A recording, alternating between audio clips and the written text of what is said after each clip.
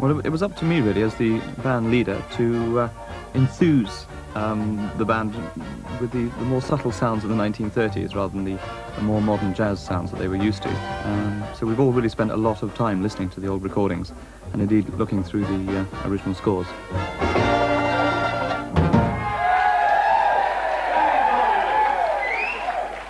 Did George Formby sort of commission all these? I suppose he must have done. I think he did, yes. I think it was all part of the same He thought he was on a series winner. we were doing, No, yes. Yeah. And another one that's Mr. Woo's a window cleaner now. Right. That's much later, I think. Yes, Mr. Wu no longer has a laundry. No, no. His business was a flop. He shouted, "What a hope," as he chewed a bar of soap and then put up the shutters on the shop. Wait there, Grove. Good boy. Shut it off. Billy Amstel is one of the very last surviving playing members, probably the last, from the great Ambrose Orchestra. And I was very interested to hear what he had to say about the gramophones having heard us. Nice to see you too. Do you want to come in? Graham, this is my music room, and I've got some souvenirs and things. This was the Monseigneur, 1931, Roy Fox's band. Look at that beautiful lad, eh? Yeah, well, look at these stands. I mean, Nat Ganella, that's not going to hold trumpet. Lou Stone, Oh, right. Al Bowley, Yes. that famous guy, the drummer, Bill Hardy, he went to America with Ray Noble's band, and look at that, eh? Beautiful me. That's... A little boy of 19. What are you playing, tenor or alto there? Alto. Alto. First alto. First alto. Yes, that's that one. And now this is a classic. This is Ambrose band. Yeah. On a film set. Big band, isn't it? Look. Oh, great. String section, two pianos? Well, no, they did that for decoration. Right. But now that is Danny Polo, very famous clarinet player. Yeah. One of the best in the world at the time. Albert Harris, he went to America, he became a doctor of music. Right. Little Amstel, look at him. Good. Yeah. Oh, what a beautiful lad. These string players are the cream of the business. Right. The three trombones, they're still talked about. They were the biggest asset that ever happened in Ambrose band. Three trombones, Lou Davis, Tony Thorpe, and Ted Heath. Dear Bert, you know, he was a heavy drinker, and one day he said he had to go to the doctor for a test, and he came back and told us that the doctor said he had blood in his alcohol stream. Lovely, isn't it? Wake up on Saturday night, we're going places, just like our papas before us. We get the pick of the chorus, we're treating Saturday night. We kick the traces, and all the money is tight. We gotta go places Saturday night, when we're shaking chassis with the highbrows. Even lowbrow waiters raise their eyebrows. We're tops on Saturday night, we're going places. This is one of our favourite songs. It was originally recorded in 1936 by Ambrose and his orchestra with their old Billy Amstel playing tenor sax. Graham sent me a tape, and one of the titles was We're Tops on Saturday Night. And it sounded almost like Ambrose because the tune and the arrangement, but it was not quite the same because Ambrose never played so loud, and the brass never blew their heads off, and the reeds, they tried to keep up with the brass. No, it was not the same.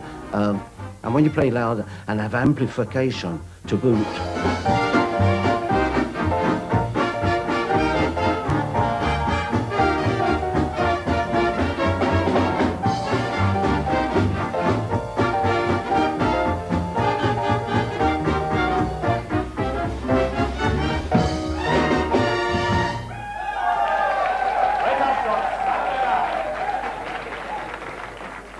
Well, during the interval of the very first time we played there, these two enormous truckers came up to me and asked me what on earth was going on. And I explained, well, it was a 1930s dance band. They said, yes, they could hear that, but this was a rock venue, and what do we think we were doing playing there? So I just asked them if they liked the music, and they said yes, they did. All rather different, I think, from the venues Billy played with Ambrose and his orchestra. When one played in a public place, like Mayfair Hotel, one had to play softly so the people could talk. The music shouldn't be a nuisance. Oh yes, he had a little pet phrase. He said, play very softly, and if you can't hear the shuffle of the feet, you're too loud.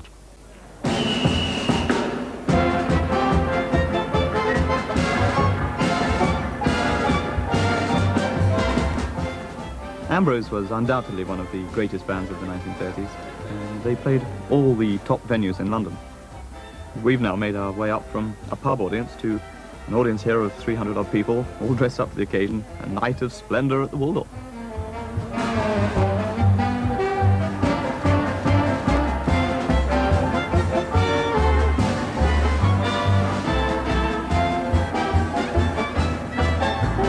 Why do all the people go up west? Why are they dressed up in their best? There's a reason you ought to know. When you feel things are going slow, we know that night begins at Oxford Circus. When the busy day is done, we don't care how much they work us, just as long as we have fun. Off with your overalls and on with your vest. Just take your girlfriend to be your guest and come up west, 'cause life begins at Oxford Circus when the busy day is done. Life Begins at Oxford Circus is a number which really typifies the wild West End life which was taking place in London in the late 1930s. And it was one of Jack Hilton's great theme songs, and one which was a great curtain raiser, which could be heard in most of the top London nightclubs.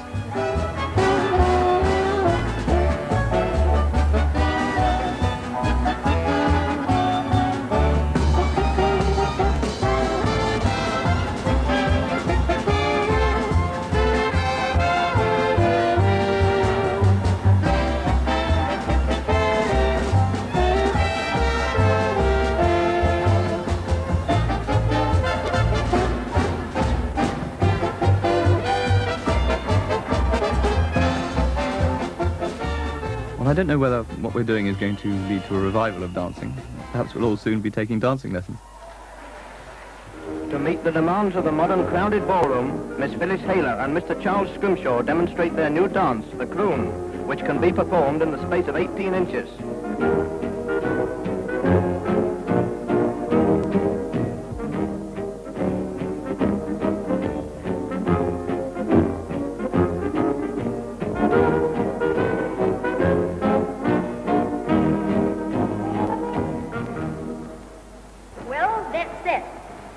Would anybody else like to dance the croon with me?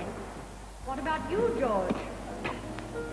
Well, I need to say, When true lovers meet in Mayfair, so the legends tell, songbirds sing, winter turns to spring. Well, we're building up a good-sized following now. We obviously have a different crowd of people who pay a few pounds to come and hear us and drink beer at the Half Moon in Putney, to the kind of people who come along to the Waldorf in their elegant costumes and dance the night away. A certain night, the night we met, there was magic abroad in the air. There were angels dining at the Ritz, and a nightingale sang in Berkeley Square.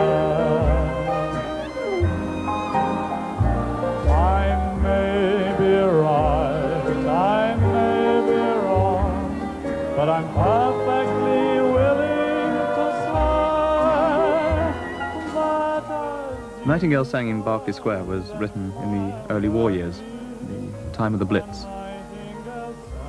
Although there were often nightly raids, the bands played on, and in the West End there was still the usual party going on.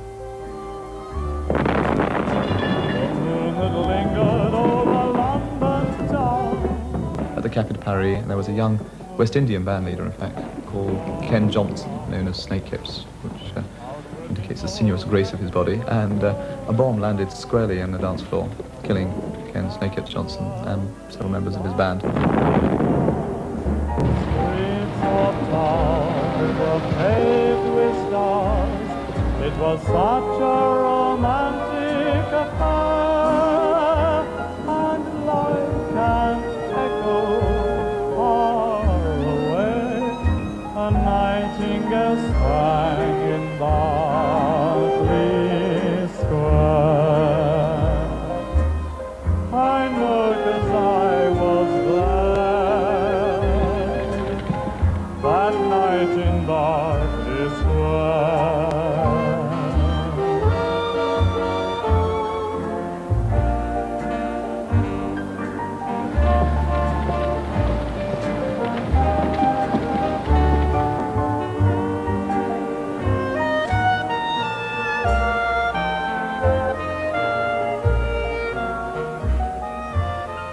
I think perhaps these lovely romantic songs, like A Nightingale Sang in Berkeley Square and Room 504 and all the others, were being composed as a kind of escape from the awful reality of what was going on.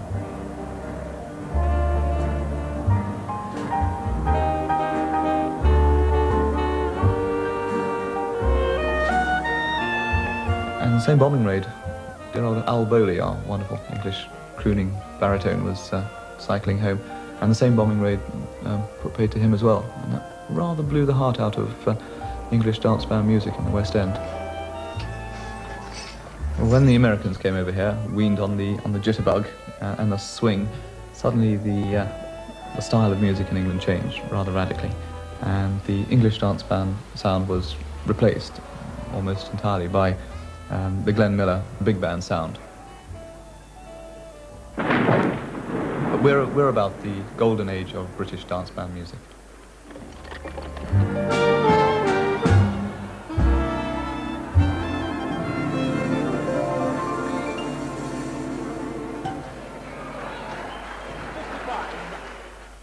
Well, of course, we're not trying to exactly recreate the 1930s. We can't ever do that.